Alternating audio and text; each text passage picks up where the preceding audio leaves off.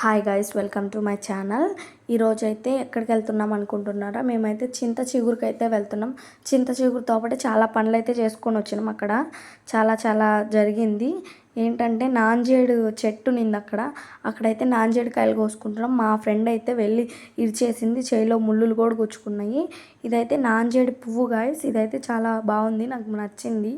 ఇవైతే నాంజేడు కాయలు చాలా ఉన్నాయి గాయస్. మొత్తం అయితే తీసుకొచ్చుకున్నాము మేము. ఇవైతే బాగుంటాయంట టేస్ట్గా. ఒకటైతే తిన్నాను, కొంచెం పుల్లగా ఉన్నాయి. ఆడ చింత చెట్టుకి చింతకాయలు ఉంటాయి, అవి కూడా తెచ్చుకున్నాము. ఇంకా చింత చిగురు అయితే కోసుకొచ్చుకున్నాము. చింత చిగురు పప్పు పచ్చడి ఏది చేసుకున్నా కూడా చాలా బాగుంటుంది గాయస్. చింత చిగురు అయితే బాగా వచ్చింది. ఒక చెట్టుకే ఉనింది, అయినా కూడా కొంచెం దొరికింది. మేము ముగ్గురం పోతే ముగ్గురికి చింతకాయలు ఇంకా చింత చిగురు కూడా తెచ్చుకున్నాము. ఇంకైతే పప్పు చేసుకోవడానికి అయితే తెచ్చుకున్నాము. మా అమ్మ పప్పు చేయమంటే పచ్చడి చేసింది. Thank you for watching guys. పచ్చడి కూడా చాలా బాగుంటుంది.